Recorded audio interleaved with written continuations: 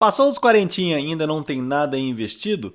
Calma, que nem tudo está perdido. Saiba que é possível sim começar agora e com pouco dinheiro e ainda conseguir ter uma boa rentabilidade ao longo dos anos. Fica até o final desse vídeo que eu vou te explicar como isso é possível. Eu sou Mário Vilas Boas, analista CNPI, profissional de mercado, e eu vou te mostrar vou te responder essa dúvida muito comum entre os investidores, principalmente os mais velhos.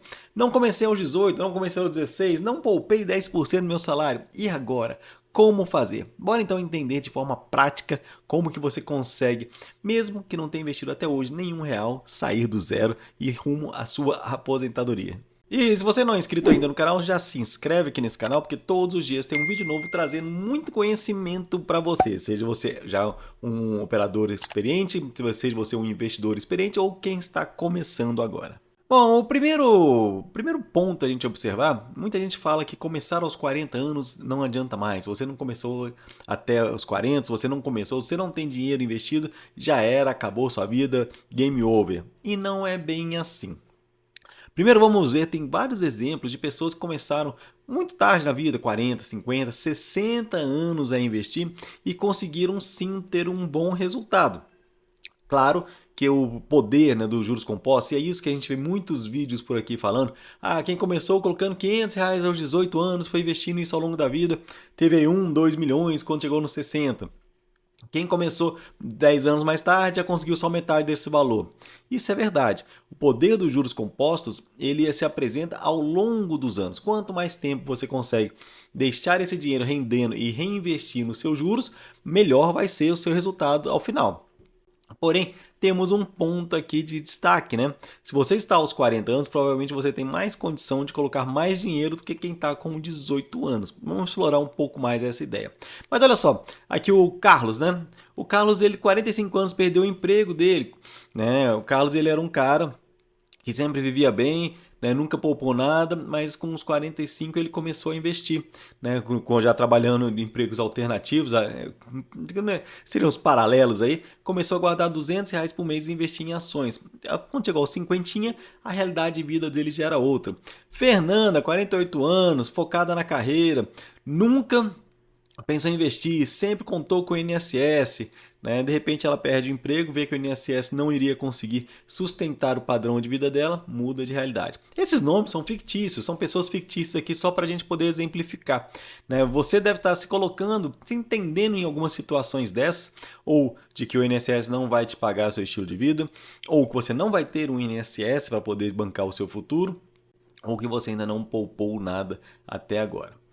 Investir é uma decisão estratégica que deve ser tomada independente da sua faixa etária. Se você tem 18, 20, 25, 15, 50, não importa. O começar a investir é igual ir para academia. Ou como eu gosto, né? Eu gosto de correr, então é igual começar a correr. A parte mais difícil de começar a correr é sair do sofá e atravessar a porta de casa para ir correr. Não é comprar o tênis, não é arrumar a roupinha da moda, não é fazer uma maratona. É o primeiro passo. Investir tem que ser um hábito. O investir, ele é uma decisão e tem que ter esse hábito de sempre se pagar primeiro. Parece falácia, né? A gente vê muita gente falando, não, separe primeiro seu dinheiro, se pague. Mas é uma disciplina. Se você consegue fazer isso repetidamente, ao final do tempo você vai conseguir ter aquele resultado que você se planejou. Os juros compostos, ele é uma excelente ferramenta para isso, só que ele precisa de tempo de ação. Então, se você não começou ainda, você tem que entender uma coisa: a melhor hora para começar a investir é há 20 anos atrás. Foi, né? Há 20 anos atrás. A segunda melhor hora para começar a investir é agora. Só que se você demorou esse tempo todo para começar, você vai ter que ter muito mais disciplina e muito mais força do que o menino de 18 anos, que ele tem o tempo todo para tentar errar, né, voltar, fazer, parar, né, cometer os erros que a juventude faz com que a gente cometa, e aos 40 você vai ter que só acelerar mais isso. Se ele coloca 500, você tem que colocar 1.000, 1.500. Mas é fácil falar isso, mas não me sobra dinheiro. Aí que tá, pequeno gafanhoto. Educação financeira vai ter que fazer parte da sua vida também. Redução de despesas, aumento de receita. através de renda extra, através de uma nova especialização, mudança de emprego, enfim, eu não sei aí qual vai ser a estratégia, mas tem que entender que na vida existe uma balança, despesa versus receita. Se isso você está gastando mais, você está em débito. Se você está gastando menos do que você ganha, está sobrando. Quanto mais você ganhar e quanto menos você gastar, mais vai sobrar. E o sobrar tem que ser investido para que você consiga compensar o tempo perdido. 10, 15, 20, 25% do seu salário ser guardado para o investimento é relativamente pouco ainda devido ao tempo perdido. Mas nem tudo, né, como eu falei, nem tudo ficou perdido. O hábito de investir, como eu disse, é um hábito parecido com o de ir para academia. Então, quando você vai fazer uma atividade física, você tem que escolher: eu quero jogar basquete, eu quero jogar vôlei, eu quero correr, eu quero nadar, eu quero ir para academia. Investir é a mesma coisa. Eu quero investir em fundos imobiliários, eu quero investir em ações, eu quero investir, né, em ETFs, eu quero investir em criptomoedas. Então, todos são modelos de investimentos. Porém, uma coisa que você vai ter que levar em consideração, e todos os investidores, independente da faixa etária, têm que levar em consideração, é que, como tem o equilíbrio de receita e despesa, tem também o equilíbrio de renda fixa e renda variável. Quanto maior a sua idade, quanto mais idade você tem, menor tem que ser a fatia que você vai colocar na renda variável e maior a fatia na renda fixa. Lembrando que eu estou falando de um mundo ideal. Eu trouxe aqui a ideia de quem não tem muito dinheiro para investir e que está acima dos 40. Então, muitas vezes, você vai ter que correr riscos na renda variável para dar uma impulsionada nesse movimento inicial, para aí sim começar a fazer a compensação na renda fixa para diminuir, né, a sua exposição ao risco. Falei bem complicado. O que eu quero dizer com isso? Você tem aí R$ 200, sobrou R$ 200. Se você colocar R$ 200 na renda fixa, o valor que vai te trazer é muito pouco para o tempo que você tem. Então, você colocar 100% na renda fixa seria pouco, mas se você colocar metade numa renda fixa e metade na renda variável, por exemplo, comprando ETFs, né, você vai correr o risco de ganhar mais.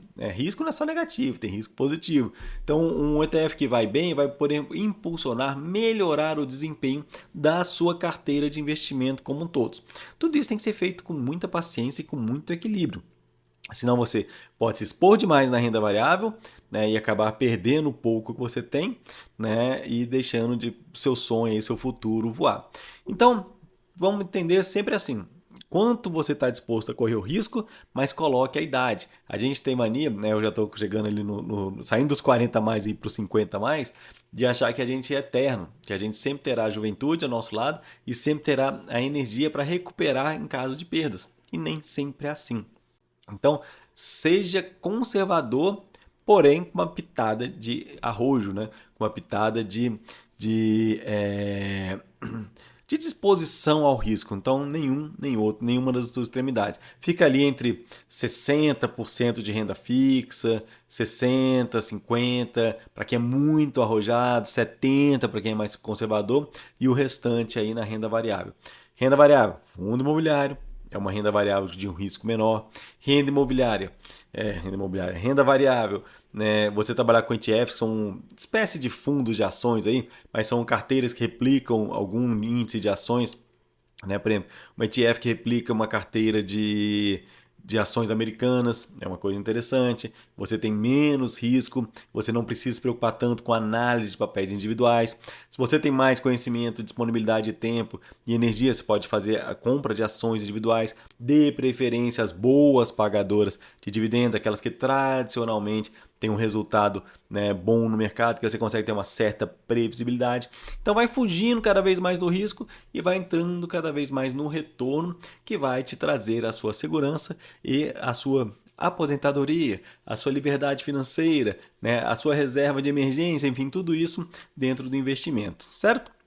Entender que o mercado ele tem essas suas variadas formas de se expressar, suas várias expressões, suas vários ativos, né? Não estou querendo usar palavras difíceis, mas às vezes é complicado não usar palavras difíceis. Mas ele tem 1000 formas de você poder rentabilizar.